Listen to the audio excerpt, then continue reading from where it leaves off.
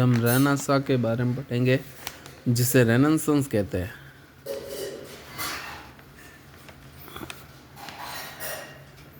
Renaissance, देखो renaissance ये क्या था। एक रेनेसांस का हिंदी में अर्थ होता है पुनर्जागरण। किसका पुनर्जागरण? कल्चर का, ज्ञान का, है ना।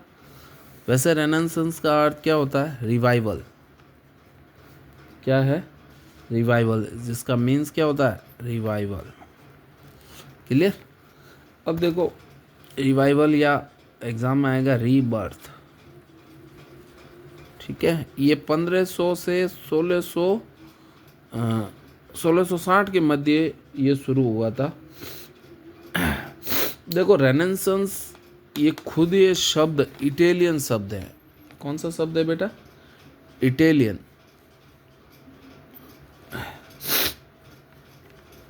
कौन सा शब्द है बेटा? इटालियन वर्ड है। ठीक है, और रेनेसांस के बारे में कहते हैं कि ये मिडिल एज और मॉडर्न एज के मध्य ब्रिज का काम करता है। मतलब क्या कह सकते हैं? It is considered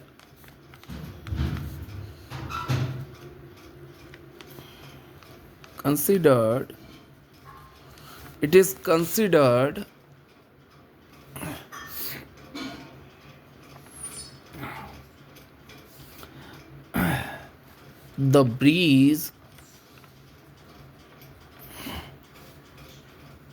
it is considered the breeze between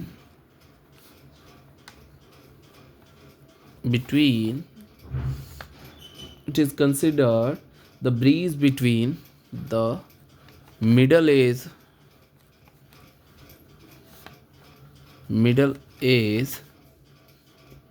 and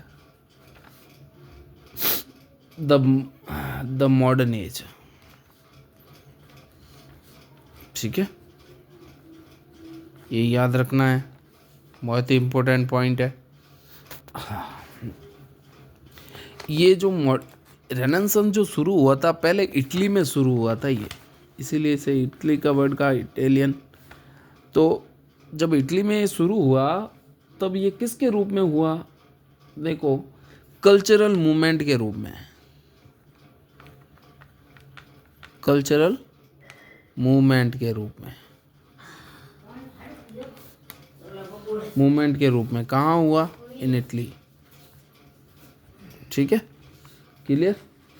उसके बाद ध्यान देना, रेनेसांस हाँ ऑटोमेटिक हुआ।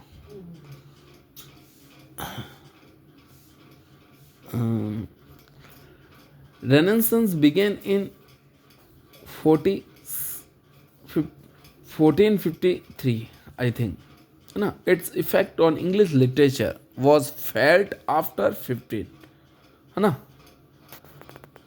For this reason, it's generally accepted that Renaissance period began with the 16th century। 16th century के मध्य शुरू हुआ। अब देखो, ये थोड़ा बहुत था जो बताया मैंने।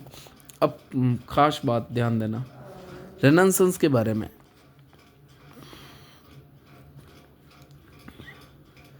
रेनेसांस के बारे में पहला इम्पोर्टेंट पॉइंट ध्यान देना।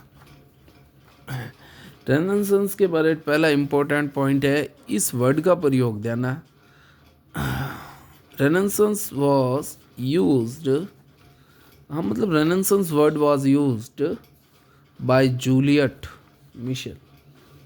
जूलियट मिशेल के द्वारा यूज किया गया शब्द।